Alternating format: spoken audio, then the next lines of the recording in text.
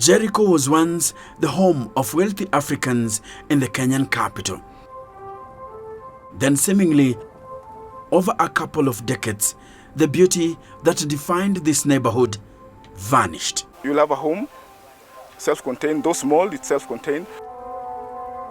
The city's social contract to Jericho was torn to shreds long ago. Residents receive paltry public service from the local government.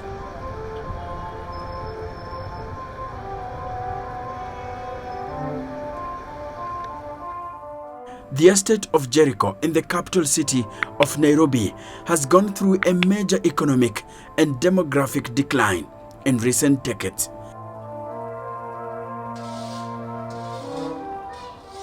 Zephaniah Ahonya is one of the people who have lived here for more than 5 decades. Jericho is their birthplace. It is where they have called home for over 60 years now. They call themselves the natives.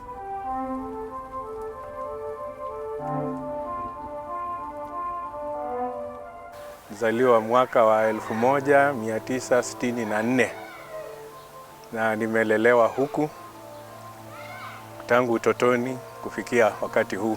My name is Moses Kiume, aka Kalulu, but I'm a coach.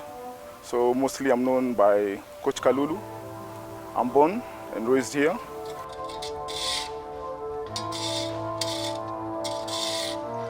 We found Ahonya unblocking the drainage system close to his home.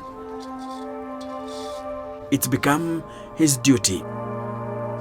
Siku hizi mtaro unangojea, pengine mkiwa na bahati kwa mwezi mara moja ama mara mbili.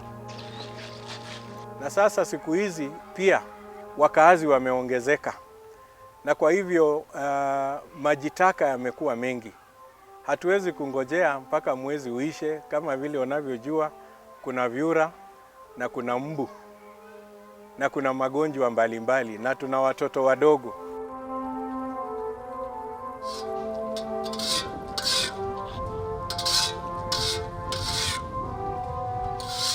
He tells us that it is such moments that give him nostalgic memories of days before services from City Hall shrank. Wangekuja mtaani, wanatengezea hata hiki kiwanja watoto wanacheza.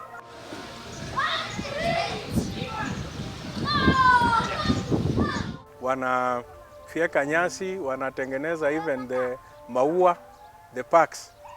Na ilikuwa inakuja mara moja kwa mwezi kutengeneza viwanja. But huu mtaro wa majitaka ulikuwa ni kila asubuhi unatengenezwa. Barabara ilikuwa inafagiliwa kila asubuhi. Haikuwa inalala. Tungeamka asubuhi ya saa 1, tayari mtaro umetengenezwa, barabara imefagiliwa, ni kusafi. Wow, Kamero. Nikiremember Kamero. Hata tulikuwa tunadandia zikibeba takataka. Because the estate was clean. Every day wanakuja. Pipa zilikuwa tunapewa na Nairobi City Council, the former Nairobi City Council. Na wekwa hapa wanaweka kwa Kamero, sisi tunadandia na saa hizo tunaimba Kamero, Kamero. I love those days. Constructed during the emergency period by the government of Israel on a government-to-government deal and named after one of Israel's cities, Jericho was a manifestation of how to make a modest city estate very attractive. Ulikuwa uwe wa hewa safi, mazingira ambayo yanakubalika, na pia majirani waweze kujuana. In its heyday, over 55 years ago, Jericho had all the fundamental things a city neighborhood needs to get right. The estate lacked concrete chaos we see dotting Nairobi's landscape today. There was order, which means balance, symmetry, and reputation. You could see house designs and layouts happening again and again.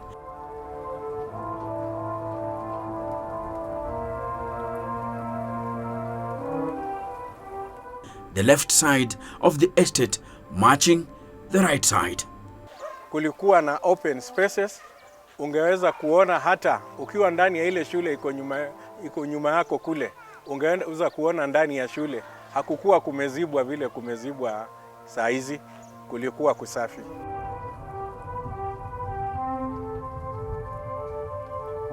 Order is one of the reasons many here love Jericho. Our roads were good. City Council was working. If I broke my window, I could just go to the estate officer and report in the morning, go to work. By the time I come back in the evening, it's repaired. If I break my veranda, I'll do the same. I'm telling you, Jericho was and is still the best. We had, as you can see just next to you, there's a playground. Every area we had playground for our kids. So for me, now today I'm a coach, and I believe if it was not for that pitch outside my house, I could not have played football. I could not be a coach today, and the life I have today, I attribute it to my playing football, which I attribute to the pitch outside my house. A good city is a well-planned urban center with proper horizontal infrastructure. Now we are talking about access roads, we are talking about the sewer system, and of course the supply of clean water. Now if you want to see all that, you have to come to Jericho. There were spaces for public amenities like schools, dispensaries, so it came in as a package. There were roads. Actually, these roads had also left places for children and people to walk very safely. And the non-motorized transport had also been taken care of. We find that there was sufficient drainage and so on. So if that was the planning, it means it didn't have to be expensive. It didn't have to be storage buildings. It actually just required planning. And if you look at those homes, they were not necessarily the most expensive housing, but they were beautiful estates because they were planned. Most estates in Nairobi are a sharp contrast. A majority are a complete mess. They just portray how no one has been in charge of housing in the Kenyan capital, quite literally.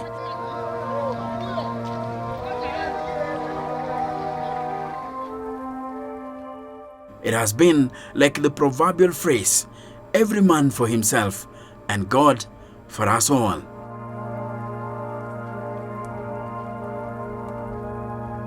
Take for example this footage of Zimmerman, Githurai 44 and 45 estates along Thika Highway.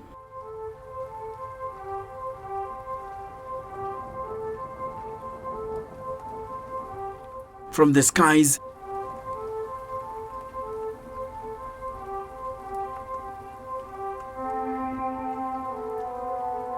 everything appears jungled up. A H roof next to a flight roof. A stacked geometric box next to a shapeless structure.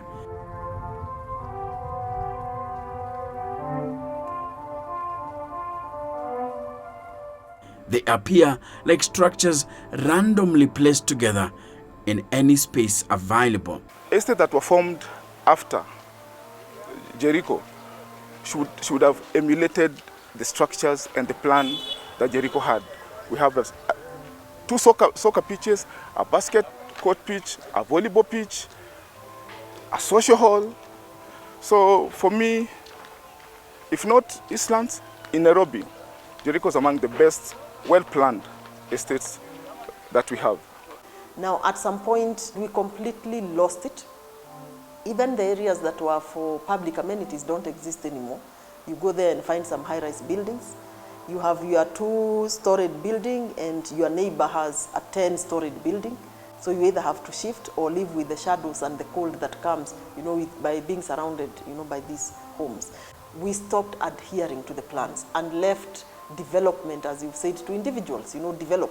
If I can afford a 5-storied house, I do a 5-storied house. If I can only afford a kiosk or a mabati structure, I do a mabati structure. And we threw planning to the dogs when everybody, for themselves. Despite modern houses coming up on the periphery, a seemingly sense of order has remained to be what defines Jericho. Perhaps soon, Jericho could become an organized estate defined by variety.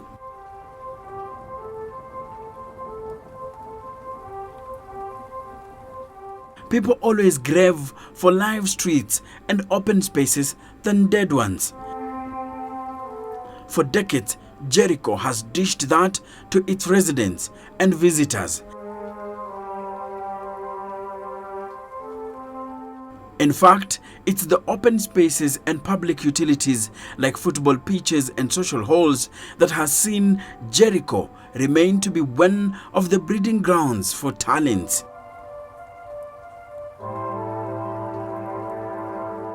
The streets have bred the likes of former Harambee Stars captain Musa Otieno and Africa's first Olympic gold medalist in boxing, the late Robert Napunyi Wangila. We have the Kefataso, we have the late Bernard Otieno, we have the late Felix Otieno, we have the late, what do you call him? There's Nandwa. This Sunday is still there, our boxer. So in a nutshell, we've produced the best sportsmen. Jericho is also known for having produced political figures and scholars like Pielo Lumumba, Gershom Kirima, Bildad Kagia, Ocheng Oneko, and Kisoi Munyao, the man famed for erecting Kenya's flag on Mount Kenya in 1963. But today, there is desolation. Houses are there, but in some form of decay. Commercial cores are burning out. The housing blocks are on decline. These blocks have not had any attention for over 30 decades now. Gari lingeweza kupita hapa katikati ya manyumba. Kulikuwa barabara zilikuwa safi na kulikuwa pia na miti. Mazingira ilikuwa na hewa safi wakati huo kulinganisha na wakati huu, na pia hatukukuwa na fences ambazo sasa zinazuia hata jirani uweze kumjua isipokuwa mkutane barabarani, na barabara zilikuwa pia zinakuwa maintained, hazikuwa zimeharibika hivi jinsi unavyoona wakati huu. The moment the defunct city council stopped caring and maintaining Ofafa Jericho and other city estates like Motela, Kariako Flats, and Pangani, the quality of life was affected. Jericho is simply a large part of Nairobi city that is disintegrating into blight with no attention at all. Mambo yalianza kubadilika tuseme mwaka wa 1982-83. Nikaanza kuona kama kwa mfano City Council wakaanza kupunguza safari za kuja kutengeneza mtaani. Kukawa ni kama tumetupa sheria chini. Mbeleni hizi nyumba hungekubaliwa kuzingira na mabati. Ilikuwa ni lazima upate ruhusa kutoka kwa halmashauri, kutoka kwa City Council. Tulipoanza kuzingira, tukaanza kujenga ndani, tukaanza kukata miti, services zikarudi chini. Ikawa sasa hata mitaro haitengenezwi kwa karibu vile ilikuwa inatengenezwa kitambo.